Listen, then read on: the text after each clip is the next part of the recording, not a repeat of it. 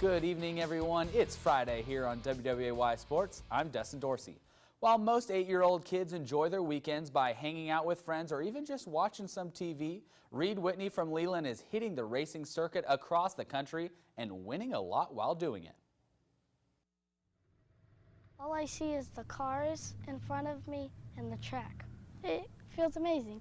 It feels like I'm doing about 10, but I'm actually doing 30.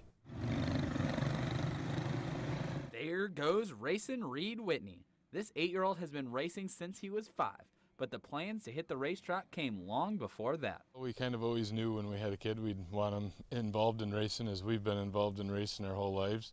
Chuck got involved with racing thanks to his father. Reed's mother Amanda raced growing up as well. Now the Whitney family is a racing family. We travel together, we race together, and we get to really spend a lot of time together as a family. I've been involved in a lot of big race teams and a lot of big wins, but about any win with my son is my biggest.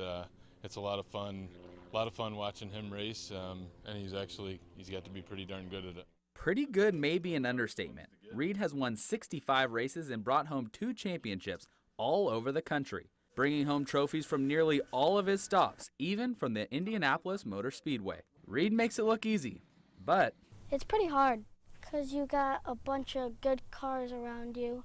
Sometimes they aren't, but it's still really hard.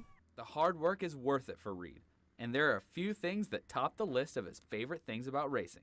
Winning, seeing my friends, and sometimes watching the races.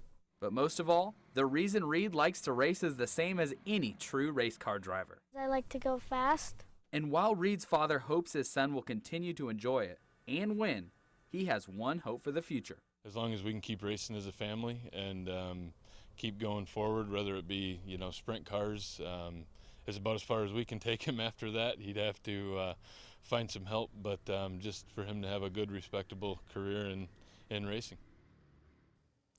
The American Legion State Tournament started up today at Pitt Community College. Wilmington Post 10 is back in the mix for the 9th time in 10 years, and they're moving on. This one turned into be much more of a battle than it started off as. Starter for Post 10, William St. Ledger, threw 6 straight shutout innings, but Ashley's Rocco Farmento had to play the hero as he singled with 2 outs for the walk-off victory over Gardner Nationals 5-4.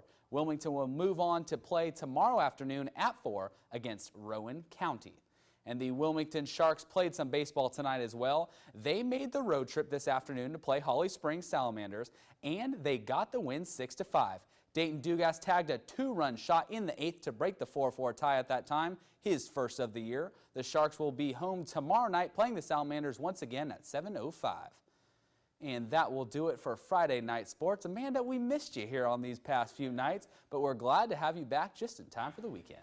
Thank you, Dustin. I've been in Brunswick County enjoying all of the things they have out there.